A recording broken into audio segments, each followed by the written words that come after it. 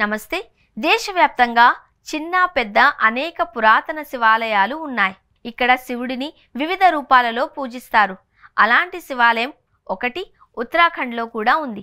ఉత్తరాఖండ్లోని అల్మోరా నుంచి 35 కిలోమీటర్ల దూరంలో ఉన్న కుమావున్ హిమాలయ సానువులో ఉన్న జగేశ్వర ధామ్ ఆధ్యాత్మికంగానే కాదు, వాస్తు శిల్పానికి అత్యుత్తమ ఉదాహరణలలో ఒకటిగా నిలుస్తుంది.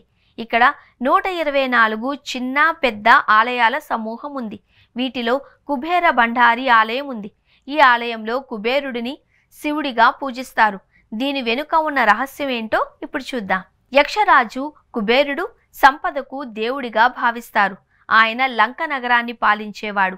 అయితే అతని సవతి సోదరుడు రావణుడి చేతిలో ఓడిపోయాడు. అప్పుడు రావణుడు కుబేరుడి మొత్తం రాజ్యాన్ని ఆక్రమించుకున్నాడు. ఆ తర్వాత కుబేరుడు హిమాలయాలలోని అలక అనే నగరంలో స్థిరపడ్డాడు. రావణుడి చేతిలో ఓటమి తర్వాత కుబేర మహారాజు హృదయం బంగారం, వెండి లేదా సంపద కోసం ఆరాటపడడం మానేసి మానసిక శాంతిని కోరుకున్నాడు.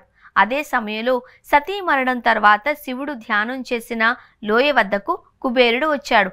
అప్పటికే ఆ లోయలోని గాలి శివుని తపస్సుచే ప్రభావితమైంది. ఆ గాలి తగలడంతో కుబేరుడికి ఉపశమనం కలిగింది. దీంతో కుబేర మహారాజు మోకాళ్లపై నిలబడి శివుడిని ప్రార్థించాడు. కుబేరుడి భక్తికి శివుడు సంతోషించాడు.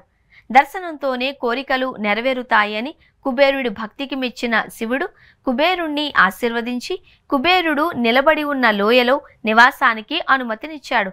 తాను ఇక్కడే కొలువుంటాను అని వరమిచ్చాడు. ఆ రోజు నుంచి జగేశ్వర ధామ్ కుబేరుడికి నివాసంగా మారింది.